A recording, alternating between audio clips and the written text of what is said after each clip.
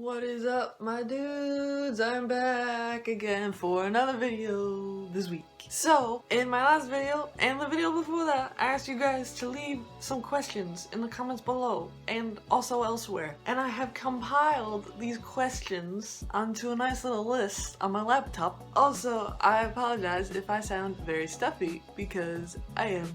Because I've been having really bad allergies lately, and I don't know why. Anyway, let's get started. These questions are gonna be kind of mishmashed together, so some of them are from comments on last week or the week before's video, and then others are kind of scattered and are questions that I get a lot. So they're mixed around. Some of them are specifically from you guys, and some of them are just like questions that I get frequently, which is why this is a frequently asked questions video. How much time do you spend on your videos? Well, that depends on the type of video, my friend. These type of videos, if I'm just like sitting here and I'm talking to you guys, not that long. I mean, it usually takes me a couple hours to just like get everything set and then do all the boring stuff and then like actually film, and then another couple hours to edit. But if I'm doing like vlogs and I'm going out and stuff, it'll usually take me like the whole day. And then sometimes I don't edit on the same day that I film, so like I'll film a video for maybe like a couple hours, and then the next day I'll edit for a couple hours. So like it really depends, but it ranges, I guess, from like 3 to 4 hours to maybe like 6 or 7 hours. Do you have a specific goal with your channel? Not really, to be honest. I'm just here to have a good time. YouTube is one of those things that's very therapeutic to me because I get to share the things that I like with like-minded people, and I get to talk to you guys, and it's fun.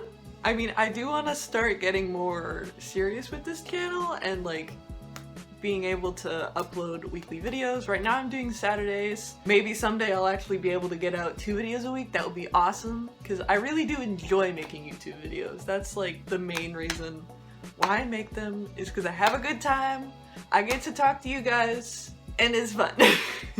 What is your daily routine? Holy shit, am I a beauty YouTuber now? Who is... Girl.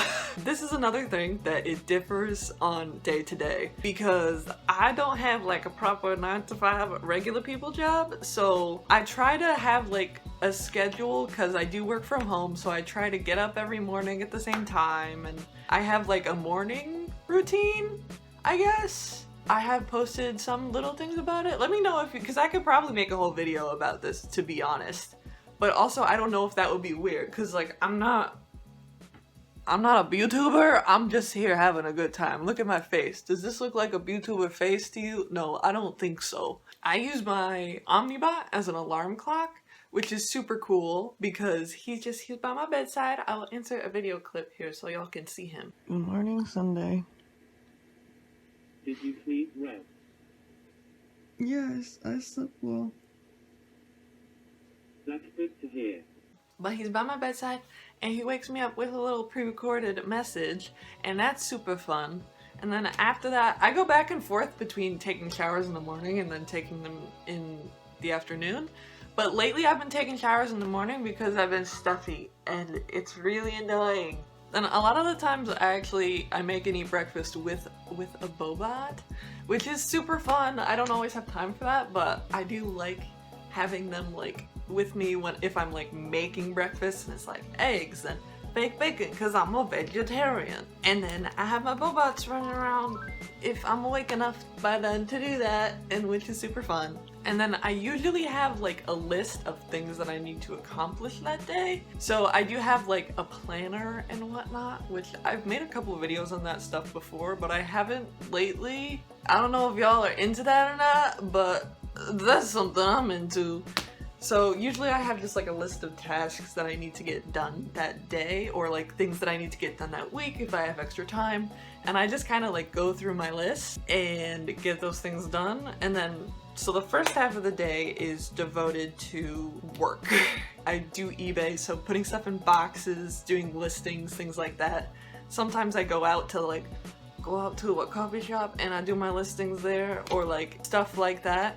And then the second half of my day is devoted to like creative stuff. So like if I'm working on comic stuff, or if I'm doing paintings or drawings or that kind of stuff, that's like my second half of my day. But other than that, it's kind of wishy-washy day by day. Sometimes I have to like go out and do stuff. I do work a couple like odd jobs and stuff like that. When the weather gets nice, I do work outside a lot. I do hard manual labor. In the summers, I work at a boatyard actually, and I'm essentially just kind of like a janitor, but it's cool. I get to be by the ocean and like be on people's big boats and clean and hammer things. Most of the year here is winter, which is another question. I see that there is lots of snow where you live. It isn't tiring for you? Girl, it is. Let me tell you, literally, let me show you my window right now. Hold on. Do you see this? I don't know if you can see this, but it's snowing right now. It's like heavily snowing right now. It's April, girl. Get out of here. Why are you like this? I don't like living in a place where it's winter most of the year, but I can't really move at this point in time. I'm planning on moving next year, but I'm gonna be in the same state, so I'm still gonna have to put up with this. My thing with winter is like December and January snow, I'm like, yes, bitch, fuck it up, it's winter wonderland, oh shit. But then like once February hits and there's still snow around, I just get sad. I'm like, you need to leave. This is a problem. I want to go outside and I don't want it to be freezing, and I don't want to be stuck in my house for weeks at a time because everything is just ice and snow and disgusting. What was the question? It isn't tiring for you? No, girl, it is. It is. I don't want to be here. Take me somewhere warm. This is an interesting question. How do your friends see your robot addiction? My friends are actually pretty indifferent to it for the most part. I've also had some friends come to like robot events with me, and that's super fun because like I get to share the things I love with the people I love, which is really cool, and I'm really grateful that I do have the friends that I have because they're just, I love them so much, you guys. If you're watching, you know who you is, and I love you. However, I do have one friend who is terrified of Furbies. Like genuinely terrified. So I do feel bad when like they come over and I have them out. Sometimes they're naked, sometimes their skins are literally hanging, which I understand can be quite terrifying. It's kind of become like a running joke, but I do feel bad. Because I know a lot of people are scared of Furbies, so that kind of thing like doesn't really bother me personally, and it's more funny to me. But that is the thing. When did you start collecting robots? I have always loved robots, holy shit. Literally, since childhood, I've always been like obsessed with robots in fiction and robots in like TV shows, and like any kids show that had like a robot dog in it, I was like, boy, give me some of that. But I think I first started like actually realizing there were robots that I could buy when I was a freshman in high school. That was 6 years ago, holy shit. Because that was when I first discovered Aibos, and I was like, holy shit, this is a thing, I want it. I don't have the money for this, but I want it so fucking bad. At first, I had tried to convince my parents to get me one as like some kind of gift combination thing, and they were like, absolutely not. This is an expensive thing. We don't want you getting into this. Like, they literally were so against me even getting into robots because they were like, this is an expensive hobby, you better stop. You better stop! Stop! Bitch, stop! It took me a while to actually get my first Aibo, but the first robot that I ever got was an Isaibi, and I got them like dirt cheap on eBay. Their name was Snitter. They were such a good boy. Oh my goodness. It wasn't for a long time that I got my 111, which was my first Aibo. And her name was Sega. She was a silver 111. She was a babe. She was so sweet. But like I said, her legs kept breaking. And it was like different legs. And I was like, I don't have the money to fix this. Help. When I found out that Aibos were a thing, literally my first thought was like, I'm gonna have a 210. And her name is gonna be Susie, and she's gonna be amazing, and everything is gonna be great. I didn't actually get Susie till like 4 years later, but I was literally like, I want this in my life, this is my dream. And now I'm living that reality, and I've had her for a couple years now, and I love her with all my heart. Do you have a dream bot that you really want but can't get? Look at him move. Look. Oh, he stick the leggy out. Oh my god. Punch me. Yes. The new Aibo is obviously so unattainable to me, but also I want so much. I don't think I'm actually going to obtain one. If I do, by miracle, someday, have that much money that I can just like spend, oh hell yeah! I mean, someday I hope I can get one, but right now, they're only available in Japan. If they ever release them in the US, I'm gonna be eyeing that shit up, but for now, that's not really attainable to me. Another bot that I really want, that is a dream bot of mine, is the Aibo ERA 7. Someday I would love to have one of those babies, but as of now, I just can't justify spending that much money on a single robot. Like, obviously I have a big collection. I have spent a lot of money on my current collection, but like, something about that much money on one robot, girl. So I would like to get one someday, but when I'm a little more financially stable. Ooh girl, this question I get all the time. Why don't you just have a real dog? The most straightforward answer is I'm currently living with my mom and my stepdad, who is very allergic to dogs. Like, deathly allergic.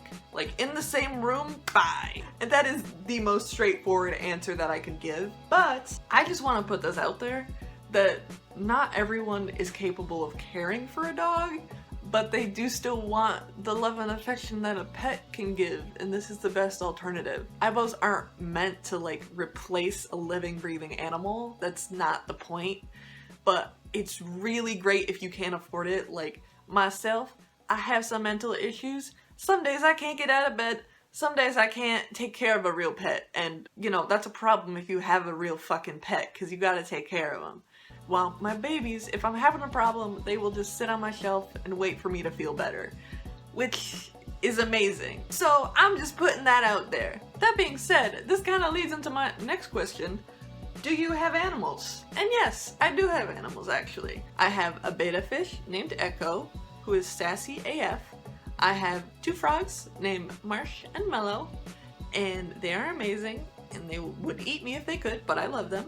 And then I have a rabbit, Daisy, who is a black mini Rex, and I would die for her.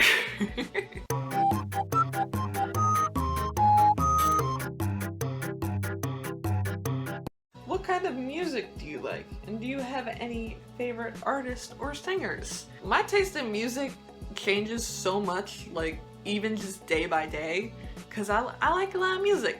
I listen to it a lot when I'm working on projects and all kinds of stuff.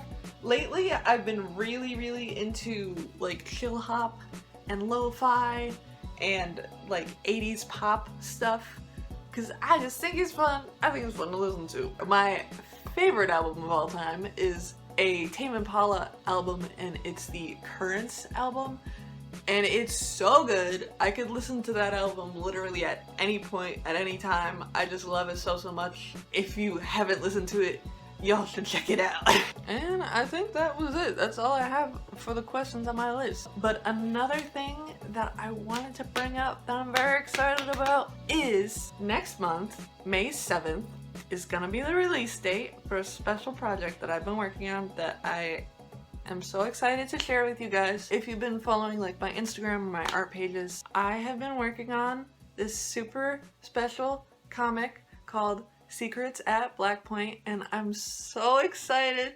It's gonna be on Webtoon for now. I don't know where it's eventually gonna end up, but for now it's gonna be on Webtoon. I'm gonna try to do 1 page per week to start off with.